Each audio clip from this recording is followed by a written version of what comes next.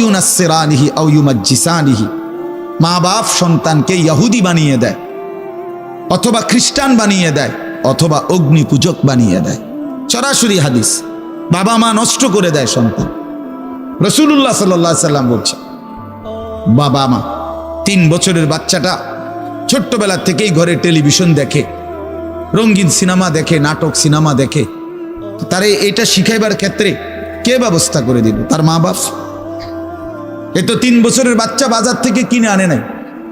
টেলিভিশনে এত বড়, এটা তো বাচ্চাটা আনে নাই, এটা তো তার অভিভাবক আনছে।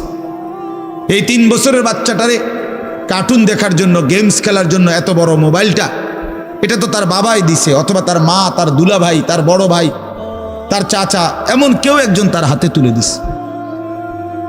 এজন্য আমি সবসময় বলি, যেই মা বাপ, অভিভাবক সন্তানের, অপ্রাপ্তবয়স্ক সন্তানের হাতে এই বড় মোবাইলগুলো তুলে দেয়, এই মা বাবার চাইতে বড় জালেম আর কেউ নেই। ওরা নিজ হাতে সন্তানকে গলা টিপে হত্যা করে ফেলল, ধ্বংস করে দিল, বরবাদ করে দিল, বরবাদ করে দিস। অসংখ্য অভিভাবক আমাদেরকেও তো বলে, বাচ্চা হুজুর খায় না, ঘুমায় না, বাচ্চা মোবাইল না দেখতে না দিলে খায়ও না, ঘুমায়ও না, কান্দে, শুধু কান্দে কান্দে। তার এই বদ অভ্যাস কে বানাইল? আর দ্বিতীয় কথা হইল, কান্দলে কি হয়েছে? কোনো বাচ্চা যদি কান্দে, তো কান্দলে কি মরে যায় মানুষ? তো হেতে কান্দুক, কান্দলে কি হয়েছে? কানতে কানতে সে একসময় থেমে যাবে। 3 বারের পরে, 4 বারের পরে সে বুঝে নিবে যে এটা আমারে দিবে না। কথা বোঝেন নাই? কাঁদতে কাঁদতে নইলে 3 বার কাঁদলো, 4 বার কাঁদলো, 10 বার কাঁদলো, একটা পর্যায়ে সে বুঝবে যে এটা আর আমারে দিবে না, এটা আমারে দিবে না। এই জন্য বাপ আমার এটা খেয়াল করা চাই। আমি এই কথাটা শুরু করছি এই কথার থেকে, যে কোরআন সুন্নাহর ইলমের জন্য, আদব জন্য। এক তো আপনি শুনলেন প্রতি সপ্তাহে জুমার বয়ান হয়, ইমাম সাহেব কইতে পারবো, ইমাম সাহেব কি কয়, আমনে আমনের মতো, হুজুর হুজুরের মতো না। এই শুধু এতটুকুর জন্য আসা যাওয়া, আল্লাহর কথা শোনা, যে কি শুনলাম কিছুই বুঝলাম না, নিজের জন্য কিছুই গ্রহণ করলাম না, এটা ইনসাফ না। আল্লাহর কোরআন জিন্দেগি বদলাবার জন্য, আমাদের জীবনের পরিবর্তনের জন্য আসছে, পরিবর্তনের জন্য।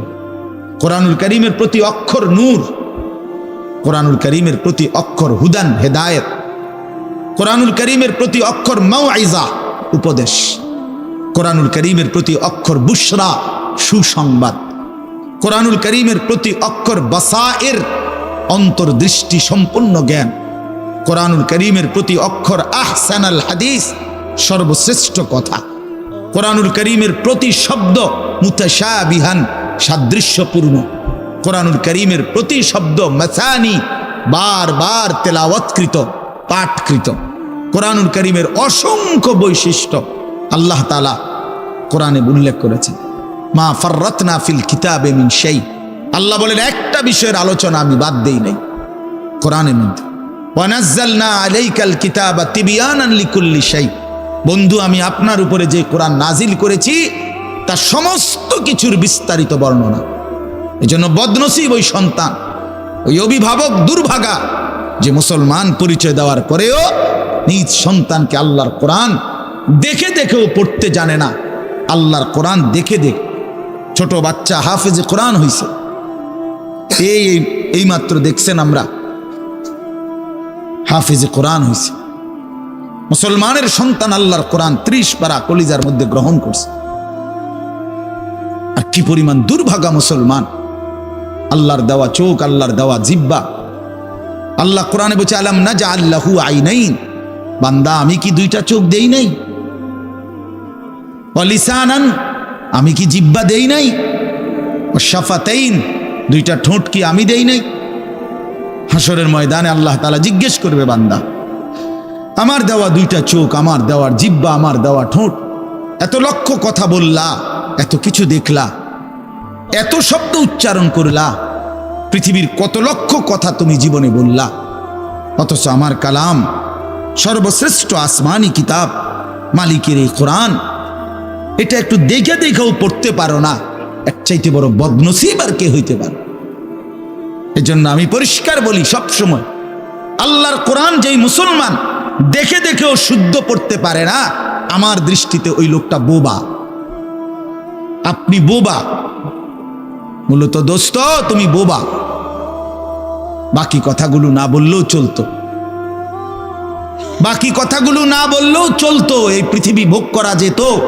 বোবা মানুষ যারা, তারা কথা না বলতে পারলেও ভাতও খাইতে পারে, ঘুমও যাইতে পারে, পেশাব পায়খানাও করে, বিয়েও করে, বোবা মানুষের বাচ্চা কাচ্চাও হয়। এরকম দেখছেননি কখনো? না, কথা বলেন না কেন? তাহলে বোবায়ও তো পৃথিবী ভোগ করে। তাইলে বোঝা গেল দুনিয়ার এই ভাত মাছ বিয়া বউ, দুনিয়ার এই যৌন চাহিদা পূরণ আর পেশাব পায়খানার ঘুম, এটুকুর জন্য কথা না বললেও চলতো, অন্ধ হইলেও চলতো, অন্ধ হইলেও চলতো, চোখে না দেখলেও কত মানুষ পৃথিবী ভোগ করতেছে। তাহলে যে জবান আল্লাহর দেওয়া, যে চোখ আল্লাহর দেওয়া, সেই মালিকের কালাম দেখে দেখেও পড়তে পারলাম না। 16 বছর বাচ্চাটা পড়লো, অথবা আপনি পড়াইলেন, একবারও ভাবলেন না হায় আমার সন্তানকে আমি কি পড়াইলাম? একবারও মনে করলেন না? বাফেরই কি হইলো, সন্তানের বা কি হলো? হায় মুসলমান, বাপও তো ছিল মুসলমান, ছেলেটাও তো মুসলমান। না বাপের একবার মনে পড়লো, না ছেলের একবার মনে পড়লো, না মায়ের একবার মনে পড়লো, না ছেলেটার একবার মনে পড়লো যে আমার মালিকের কোরআন পড়তে পারি না। পৃথিবীর কত পড়া, দরকারি বেদরকারি মিলাইয়া পৃথিবীর বাকি সমস্ত পড়ালেখার মধ্যে প্রয়োজনীয় অপ্রয়োজনীয় কথার মিশ্রণ। কিছু কথা দরকারি আছে, কিছু কথা বেদরকারি আছে। সমস্ত বাংলা বইয়ের মধ্যে দরকারি কথাও আছে, বেদরকারি কথাও আছে।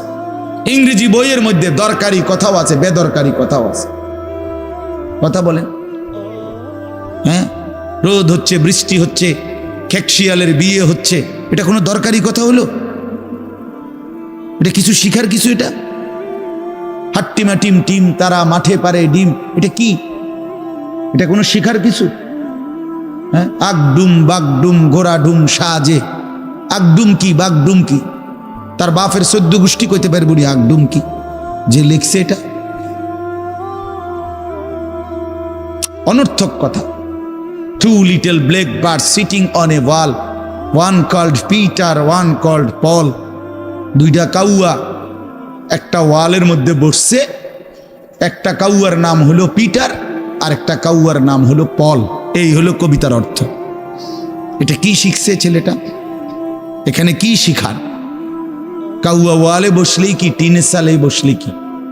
কাউয়া তো কাউয়া, কাউয়া লইয়া আমার দরকার কি? কাউয়া কই বইছে, এটা আমার বাচ্চা শিখতেইব। আমি কি কাউয়ার বাচ্চা? বলেন তো কি অর্থ আছে এটাতে? আর এই পিটার পল এটা সম্পূর্ণ কাফেরের নাম। পিটার এই শব্দ, পল এটা খ্রিস্টানদের নাম, কোন মুসলমানের নাম না। এটা মুসলমানের সন্তান, এটা শিখবে কেন? উচ্চারণ শিখার জন্য, কিছু শব্দ শিখার জন্য। তো শব্দ শিখার জন্য ইসলামী কোনো শব্দ নাই।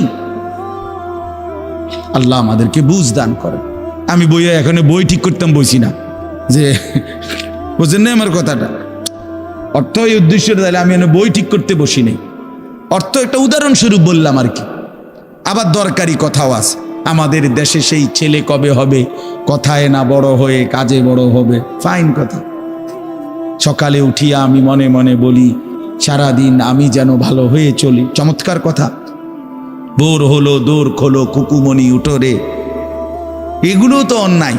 এসব কবিতাও তো না, আমরা আমলে নাই ডিএমই কইতেছি, এখনকার কি আছে আমি জানি না।